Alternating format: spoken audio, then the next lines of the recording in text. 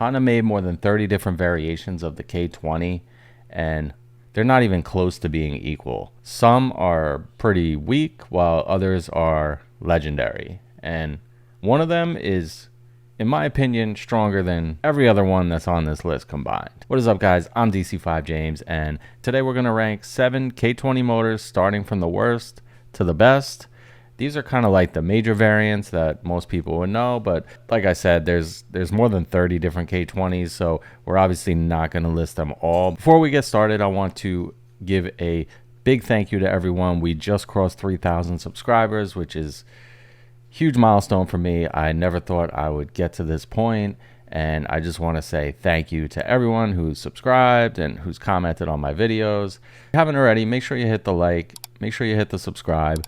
I make Honda and JDM car content pretty much every week. So let's get started. If you're shopping for a K-swap, specifically a K20, and you're trying to identify what's in a car that you're about to buy, or you just want to know which K20 code is really good for a swap, this list is pretty much for you. Quick disclaimer, this ranking is about just the engine as it left the factory, stock. Obviously, any of these can pretty much be built into a monster with the right parts. You can swap out heads. So we're just talking about bone stock from the factory.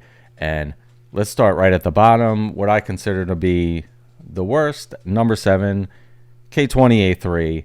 So this is kind of like the black sheep of the family. This was found in the base RSX and the 2002 to 2005 Civic Si. Pretty much has the softest tune out of the whole lineup. It's got lower compression, it's got a smaller cam profile, and the VTEC crossover point that shows up way later in the rev range compared to pretty much any other K20. This was pretty much an economy motor and wasn't really built for performance. The stock output sits well below the other K20s on this list, and the head casting itself is a weaker starting point for boost, so it's not really a bad engine. It's just kind of the entry-level version of a platform that gets a lot better from here. The K20A3, it's fine as a daily driver, but if you're looking for a swap or a build or really to run any type of boost, I would not recommend the A3. At number 6, we have the K20Z3. Now, the Z3 lived in the 8th gen Civic Si, and it's a step up. It's got better compression, it's got a more aggressive cam, and it's got pretty solid output from the factory. It catches the drivetrain, and you're probably going to find some mount compatibility headaches when you're trying to swap it into older chassis. Plus, it's got a reputation for being slightly less bulletproof long-term than the other engines that I'm going to list. Overall, it's a good engine that kind of gets overshadowed by better options in the same family. At number 5, we got the K20C4. This is kind of the outlier in this list. It's the modern turbocharged member of the family found in newer Accords and CRVs.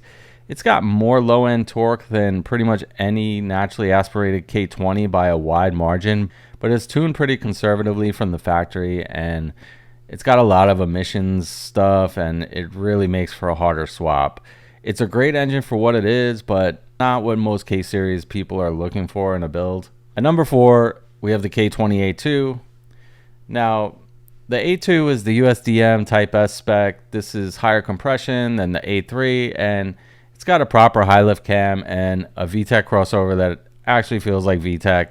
Of course, it was found in the 2002 to 2004 RSX Type S.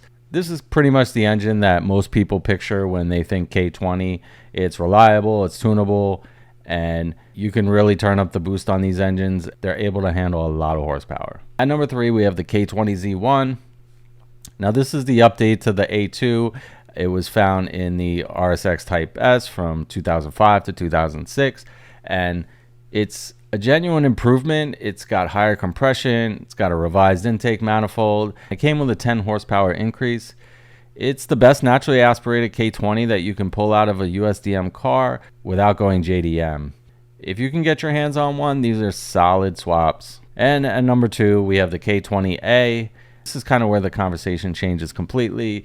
The JDM K20A was out of the DC5 Integra Type R, also the EP3 Civic Type R, and the FD2 Civic Type R. It's got higher compression than anything else on this list. It's got a forged crank, a stronger block, and a red line that lives way above what any USDM K20 will touch. If you're looking for a K20 and you can import one of these, I highly recommend it. It is an excellent engine. It's pretty hard to argue with this one. And finally, in the number one spot, we have the K20C1. This is the most powerful K20 Honda has ever put in a production car. It's not naturally aspirated. It's turbocharged. The K20C1 is out of the FK8 Civic Type R. It produces more stock horsepower and dramatically more torque than every engine above it combined, and it responds to bolt-ons better than almost anything Honda has ever built. If we're talking about which K20 makes the most power, it's not even close. It would have to be the winner. Sentimental favorite is definitely number 2. I'm a big fan of the RSX Type S, but again, if we're talking pound for pound horsepower, K20C1 is definitely the winner. That's every major K20 ranked from worst to best. So if you're shopping for a K-swap, you know exactly what to look for and what to avoid. Let me know in the comments which one you're running. As always, I'm DC5 James, and I will see you in the next video. Peace.